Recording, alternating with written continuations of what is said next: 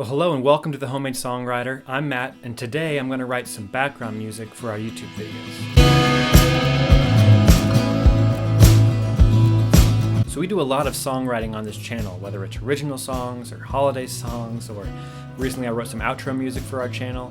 But today we have sort of a unique challenge. I've never written music that's specifically designed to be played in the background. Now don't get me wrong, some of the music I've written that I've played live at shows has definitely become background music, but that was not the intention. Some crowds are just tough crowds. So on this channel we do writing videos and performance videos and songwriting tip videos that are more of a talking head style like this. And today it's those talking head style videos that we're going to be focusing on. So to help facilitate a fun, comfortable, and friendly vibe during these talking head videos, we want to get rid of as much of that awkward silence that just sits behind someone who's sitting alone in a room talking to a camera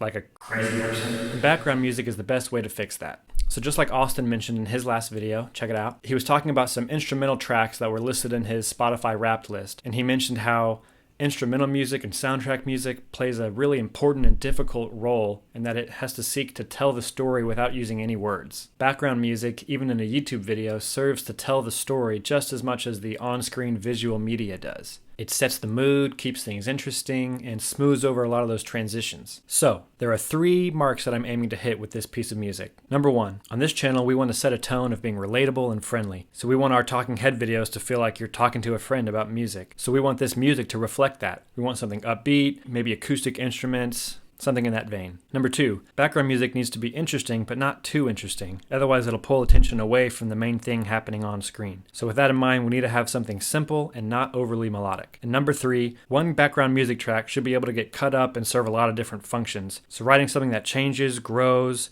and can be utilized in a few different ways is a plus.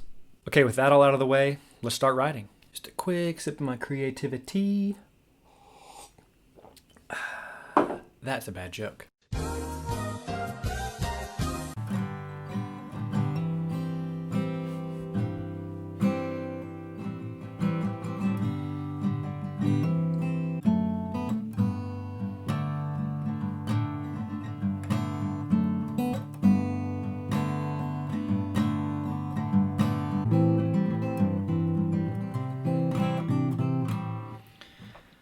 Okay, so one thing I'm noticing almost right away is that it's like a totally different mindset in writing altogether. Because typically, at this point of the write, I'm playing the guitar and I'm waiting for something to really catch my ear to then jump on that and see where that leads. But with this, I almost want it to not fully catch my ear.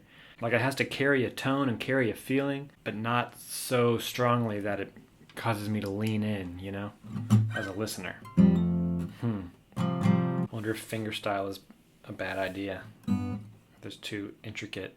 If it's better to do big. And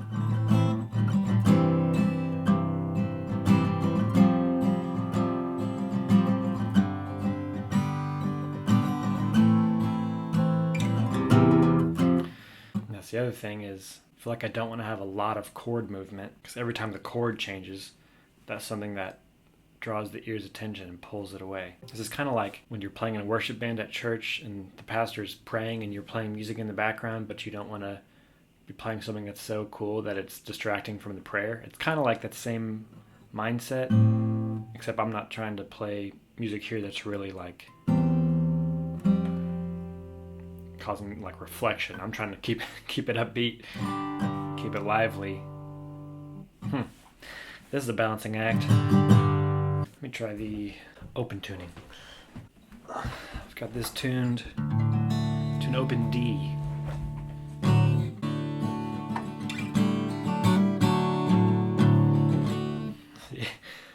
I go straight to the moving parts.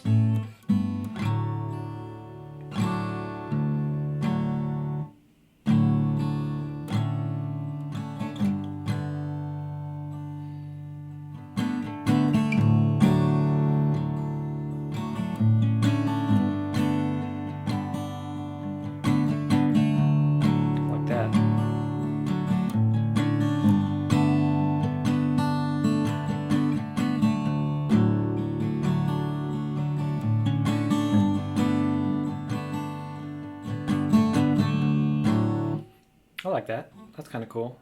I feel like I can go other places with that.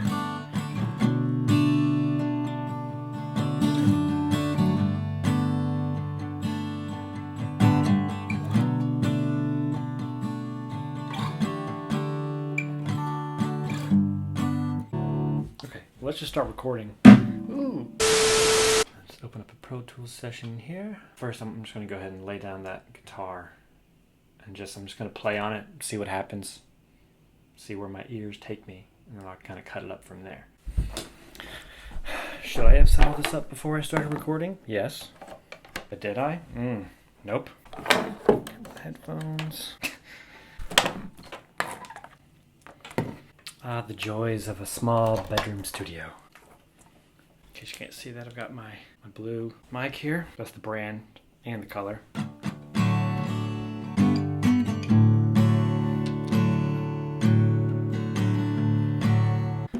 So let's tap in the tempo. Right about 130. Let's just go for it.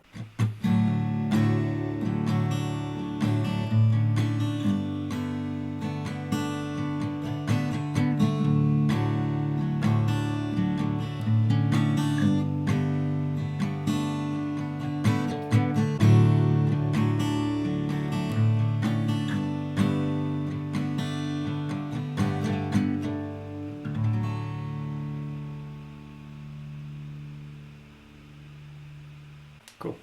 Typically what I'd like to do next would be to layer that with a couple other guitars. So let's say I'm playing in D. 1, 5, 4. So I'm going to do 2 guitars. I'll play one in D shapes and I'll pan that probably left. And then I'll capo up somewhere and play in different shapes and pan that to the right. Just kind of get a real full acoustic sound. And let's go.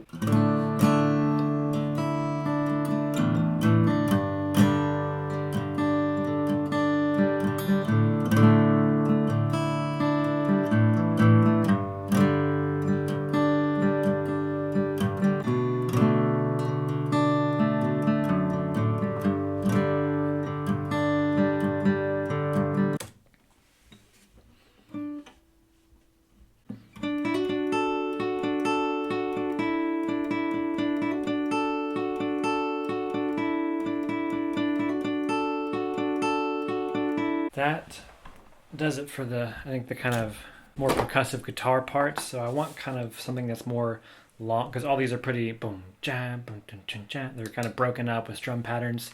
So I want something that's kind of going to be long notes, maybe piano or an electric with like a long reverb and delay. So let's play around with that a little bit.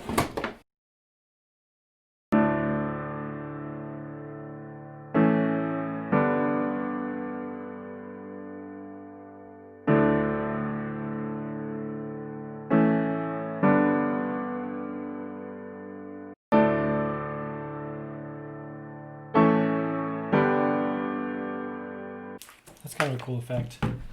I'm going to work on drums.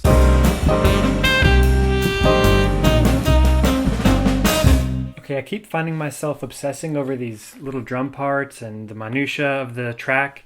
And I gotta constantly remind myself that this is background music, and a lot of these little things that I want to be just right are probably never going to be heard at all. So just if you're writing your own background music, keep that in mind, because things aren't as important as they would be in like a single. Okay, so I think I have all the instruments I want to use. Got some guitar, some piano, got the drums situated. So now it's just going to be all about arranging it and making it flow and have growth and change and rise and fall, so that it can be utilized in a lot of different ways like we talked about. Okay, that's it for this one. You'll hear the full track right after the sign off. But before I do that, make sure you like and comment on this video if you enjoy content like this, and make sure you're subscribed, because Austin and I have some big plans for 2021 that we're excited to share. And with that, keep writing. We'll see you in the next one.